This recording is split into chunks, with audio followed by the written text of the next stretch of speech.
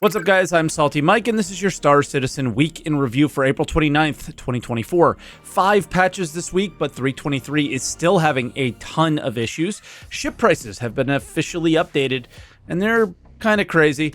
And UI was the focus of the video content this week again. All that and more on today's Week in Review.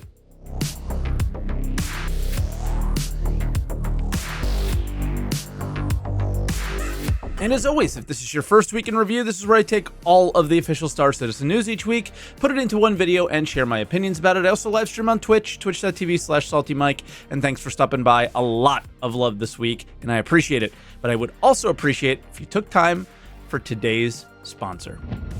Thank you to Holzkern for sponsoring today's video. Holzkern is a jewelry and accessory company founded in Austria in 2016, but the products they make are quite different from your average. They started with watches, extended to jewelry, sunglasses, and more. What drew me to them was the fact that they aren't made from standard materials. For the most part, every product I own from Holzkern is made of wood or marble, or in the case of my most recent watch, a blue leaf. I love this thing. And just to note, the wood they use is FSC certified, which means no deforestation. Have you ever had a hard time finding a gift for someone? Most gifts people give these days are thoughtless. Just give a gift card or something, right? But with Holzkern, you can give something to someone that will not only be unique, but will be memorable. With Mother's Day coming up, it's probably a good idea to head over to holzkern.com/saltymike and find something your mom would love. Now, besides everything that I just said that made it really cool to work with Holzkern, what truly sold me was they offer free express worldwide shipping. My audience has never been just local to me here. It has always been global. And to be able to offer something cool that you guys can easily engage with is really awesome. So with that, head over to holzkern.com/saltymike and use code SaltEMike at checkout. That's with a Y this time, and get 15% off your order and be proud to be unique. Once again, sponsors on the channel allow me to afford this awesome editing we've been getting from our editor Biggs, and that took the channel to the next level. So thank you for supporting me there, but it's been long enough. Let's get into the patch notes.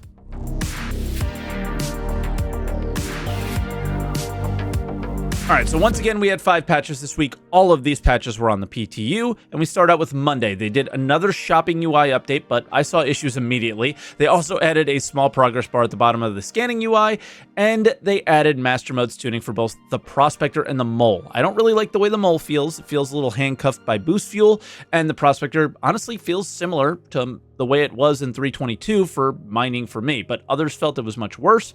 They did the standard performance passes. Honestly, they'll be doing all week. Last week, I didn't mention too many bugs or fixes, but I did mention the fact that you cannot buy or rent anything in the game now or in Arena Commander. That's all fixed, but it comes with a bit of drama. New ship prices are in, and a lot of ships are very expensive, as they warned us they would be. But my point stands when they first mentioned the updates. Why add the updated ship prices without additional changes to the game's economy? I absolutely don't think this is the case, but they ended up looking like they raised the ship prices to promote more ship sales. Let me know in the comments down below what you guys think about this.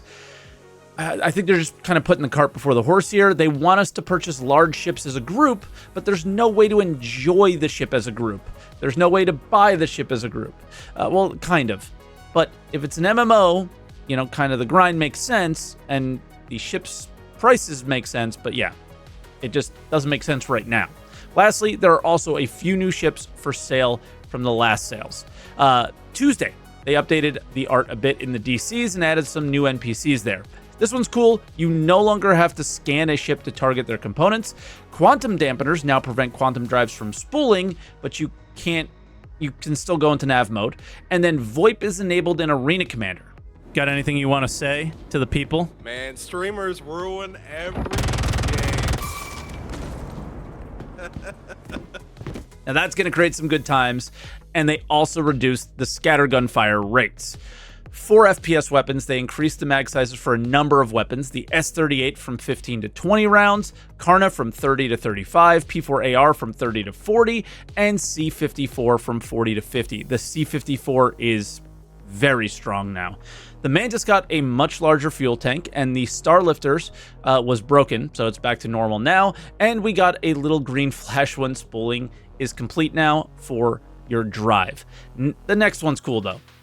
Now we compile our shaders before loading, so we should have less stutters on the first launch of a game. And then Wednesday, not a lot going on here, more Distro Center, water sim polish stuff. They're preparing only now for Invictus and getting ship rentals and buying functionality, and a bit more weapon tuning where they might be creating another new meta with these anti-fighter cannons. They're really good. And lastly, this might be reading into something too deep, but they finalized the control image, which I think means they're really trying to do a final push for live. Thursday.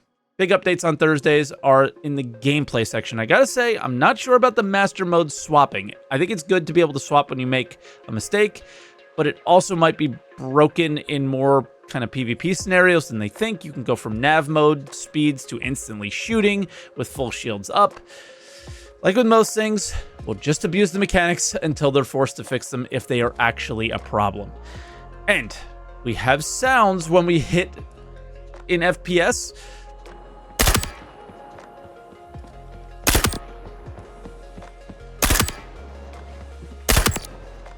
This I'm not sure I'm a fan of. You know, when people complain that things are getting a bit arcadey, I think this kind of hit my limit for that as well. I don't feel I need it.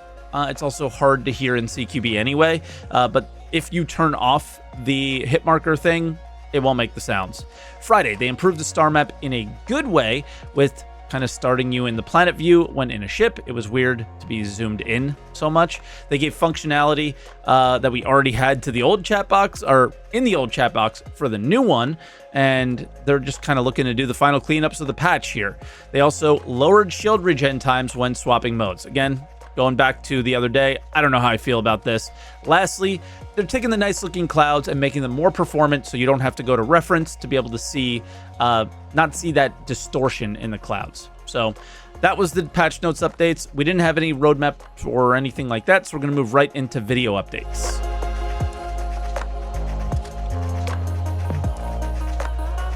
All right, and we start up with Inside Star Citizen titled Commander Gander. There are a ton of smaller updates to Arena Commander from the player side, but these updates are really big from the dev side. They basically added what they call streaming now, so you can make PU locations in Arena Commander easily. So we are going to get basically a lot of racetracks right now from the PU, but I think that there's a lot of options here in the future for FPS maps and things like that. Next, they discussed engineering, which they break down in detail the whole update, but I want to call out a specific thing, their intention for the mode right now. So the intention of this test is a very focused, where we want to learn about the time to kill, not only for the ship, but also, well, actually mainly for the items. It is not the full engineering gameplay loop, so we don't showcase the full energy balance, energy management, coolant management, all the other resources that you will have. So it's just about how damage is applied, what are the tactical choices that player make, how much time it takes to kill the components, how much time it takes to kill your opponent. So yeah, this is clearly a much smaller test than it should be, or not it should be, but we haven't even played engineering yet. And if you saw my most recent video, it was a great time. There's still a ton of balance of work that they need to do. Basically, time to kill or time to disable isn't perfect. It's not even close to perfect. So they got a lot of time to work on that, and it needs to be nailed down, and it's allowing the game to be really fun, but at the same time, I think time disable's happening too quickly in some situations, not quickly enough in others, and that's what they're doing here, and that's what the purpose of the test is, and we're not even live yet, and they've done a ton of changes. Now, lastly, the team added custom lobbies. So for 323, we've also got custom lobbies coming to Arena Commander. Now, this was previously called private matches many years ago, and it's finally coming back in the form of custom lobbies. The reason it's called custom is we've got a bunch of custom settings for you guys, and this is something we're super excited to expand upon. So I want to see you guys team up with your mates, go into custom lobbies, feedback on our feedback threads of what custom settings you would like, and we'll implement them. Awesome. So I hope less events will be run in the PU now, and we have less animosity between PU players and event organizers for now. I still look forward to the day when the game is the event, but for now, I guess it is what it is.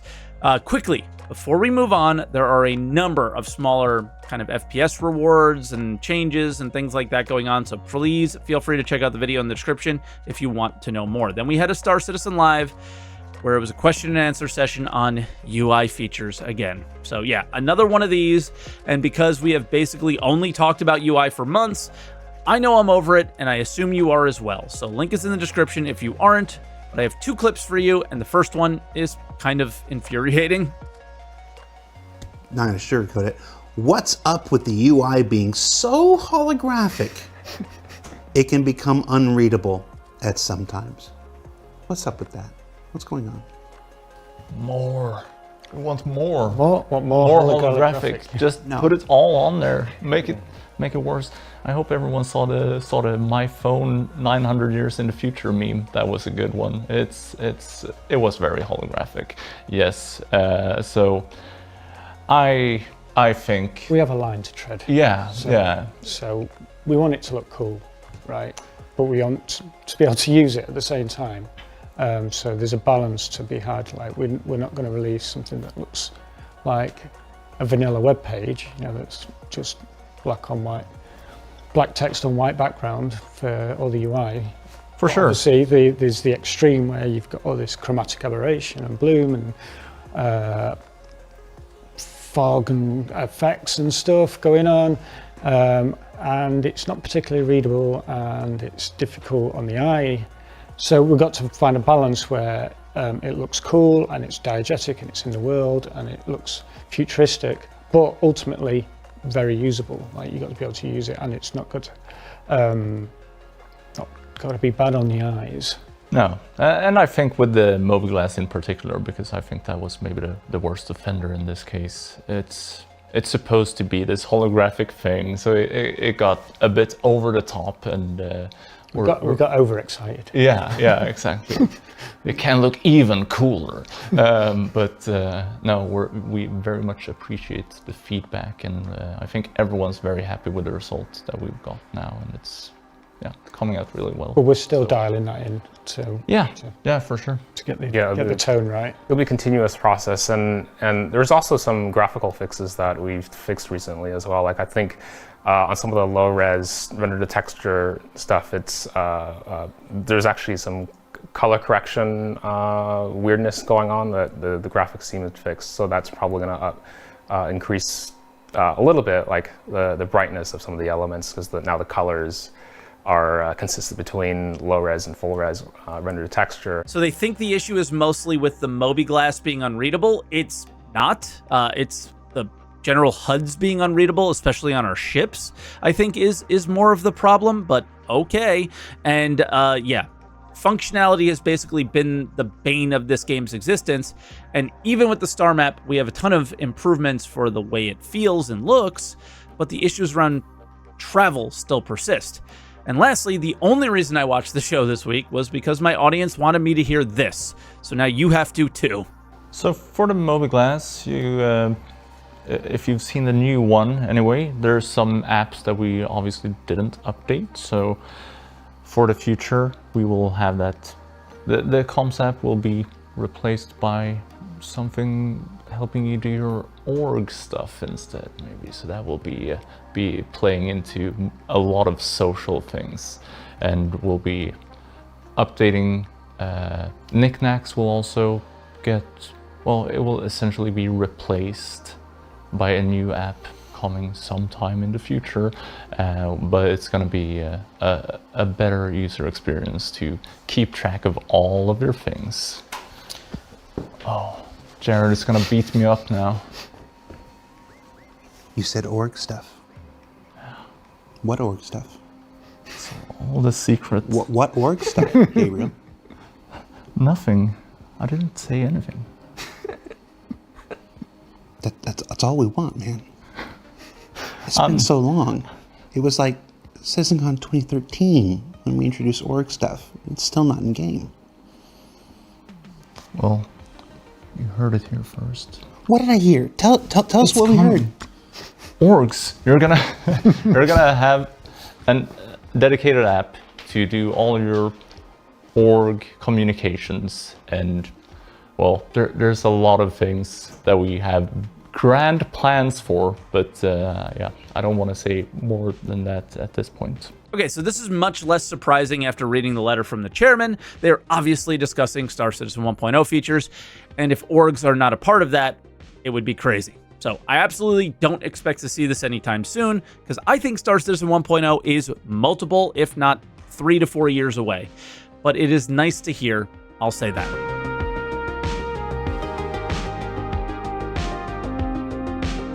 And to finish us off, another short other update section sneak peek. It's a fire extinguisher.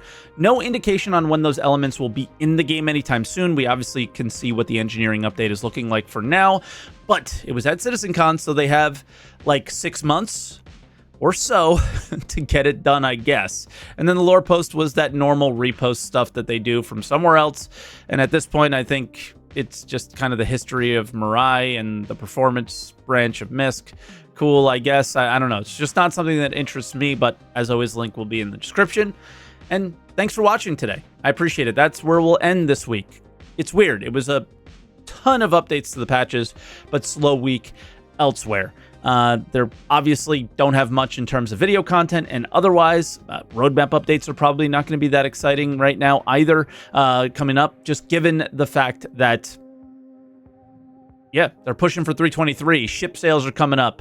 The next ISE is definitely going to be a ship sale one, probably, right? So, I don't know, man. We'll have to see on the next few weeks here. I gotta tell you, though, the thing I'm looking forward to the most, and I think you guys should be too, when this patch goes live, that opens up the PTU for server meshing testing. So I think in the next couple weeks, there's a chance that we can start seeing the next server meshing tests, and that's where my head's at. I'm already looking past 323 to whenever the cargo updates come and all that other stuff. So thank you so much for watching, guys, this week. Like the video if you liked it. Subscribe for more weeks in review, and comment down below on anything you enjoyed, anything you might missed. And yeah, thanks for watching.